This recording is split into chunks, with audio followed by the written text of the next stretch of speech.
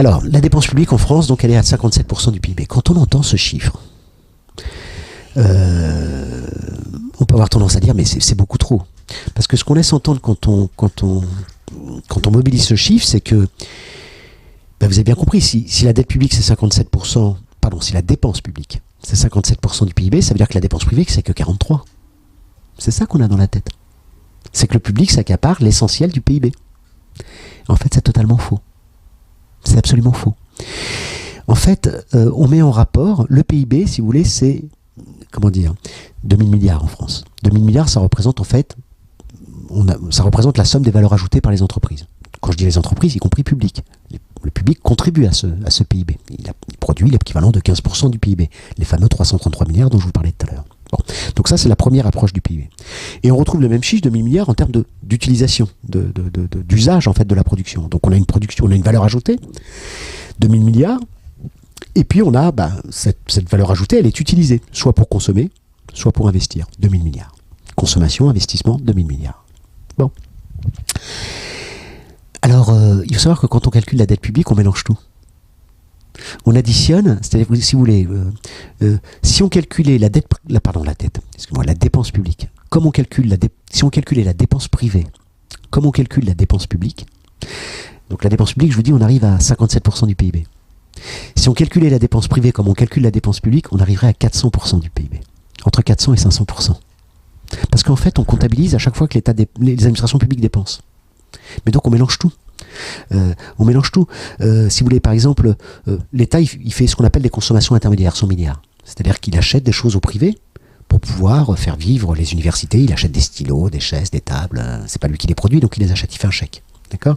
Bon, mais tout ça ensuite, c'est ce qu'on appelle des consommations intermédiaires. Il faut savoir que les consommations intermédiaires, bon, c'est 100 milliards pour le public, mais pour le privé, c'est beaucoup plus important. Parce qu'en fait, l'entreprise qui produit des tables, elle ne produit pas le bois. Elle achète un producteur de bois et ainsi de suite pour les vis, etc.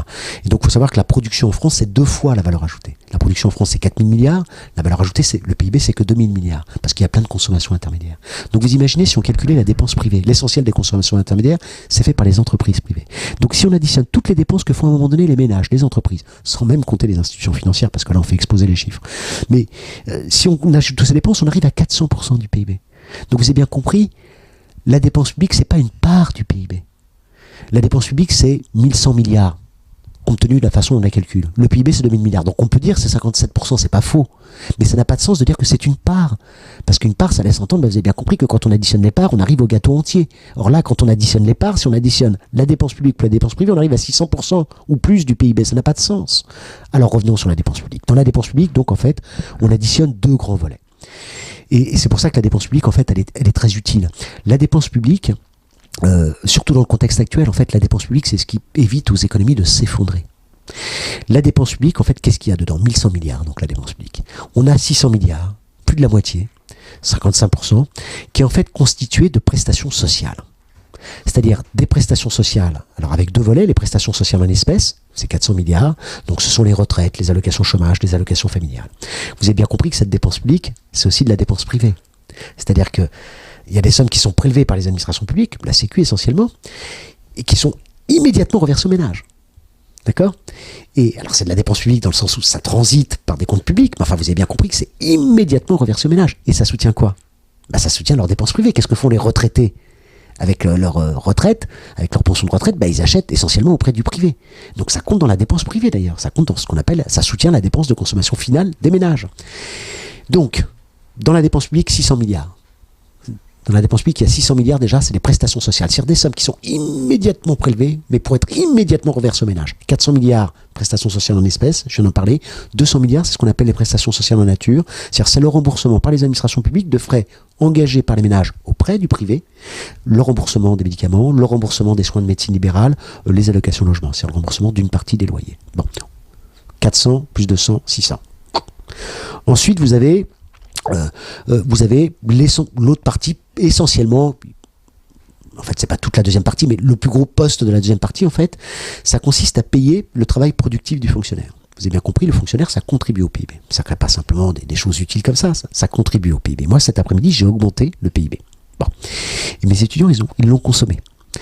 Alors ce qui se trouve c'est que comme tout producteur de richesse, je suis payé. Mais ce qui ce qui change avec le public, c'est que ma production, elle est non marchande. C'est-à-dire que mes étudiants, ils prennent pas de ticket d'entrée avant de rentrer dans le cours. Mais il faut bien me payer. Et donc, comment c'est payé, la production publique? En fait, c'est payé par l'impôt. L'impôt stricto sensu. L'impôt, ça joue le même prix que le rôle ça joue le même rôle, que le prix pour le privé. Quand vous allez chez votre fromager, vous payez votre fromage. Voilà. Donc, pour les services publics non marchands, vous payez pas, mais il faut bien le payer quand même. Donc, c'est payé par l'impôt. En fait, on dit toujours les services publics, c'est gratuit. Non. L'accès est gratuit, mais il faut bien le payer. Bon. Et donc, c'est payé par l'impôt. Et donc, le deuxième volet de la dépense publique, c'est le paiement par l'impôt du travail productif des fonctionnaires. Mais attention, les fonctionnaires avec leur salaire, qu'est-ce qu'ils font? Ils dépensent auprès du privé. Donc ça soutient la dépense privée. Donc si vous baissez la dépense publique, eh bien vous baissez cette consommation. Et donc vous baissez les débouchés pour les entreprises. Et donc vous provoquez de la récession. Prenons les choses autrement. Durant les 30 Glorieuses, il faut savoir que la dépense publique, comme la déficit, comme la dette, on la calcule en la rapportant au PIB. Durant les 30 Glorieuses, il faut savoir que la dépense publique dans les pays développés, elle n'a quasiment pas augmenté en pourcentage du PIB. Alors les libéraux peuvent dire, regardez, durant les 30 Glorieuses, ça allait bien, la dépense publique n'a pas augmenté. Mais c'est totalement stupide. Elle a considérablement augmenté durant les 30 Glorieuses, en fait, la dépense publique, en volume. C'est-à-dire qu'elle a cru chaque année. Mais dans le même temps, on avait augmenté les salaires. Donc on augmente la dépense publique, on augmente les salaires, on soutient la demande, résultat des courses, ça augmente le PIB, et donc la dépense publique, elle a très fortement augmenté. Mais elle a augmenté mais le PIB a augmenté au même rythme. Donc c'est vrai que le ratio dépenses sur PIB, lui, il n'a pas augmenté. Mais parce qu'on avait un cercle vertueux. Qu'est-ce qu'on a fait depuis 30 ans? On a fait de l'austérité salariale, on a fait de l'austérité budgétaire, surtout, et encore plus depuis 3 ans en Europe. Résultat des courses, ça fait effondrer le PIB, et donc la dépense publique augmente. Les libéraux, quelque part, avec leur politique néfaste, ils aboutissent même à augmenter la dépense publique dans le PIB, puisqu'ils font effondrer le PIB. En France, la dépense publique, elle était qu'à 52% en 2007. On est passé à 57%, pas parce que la dépense publique a explosé, mais parce que le PIB s'est contracté.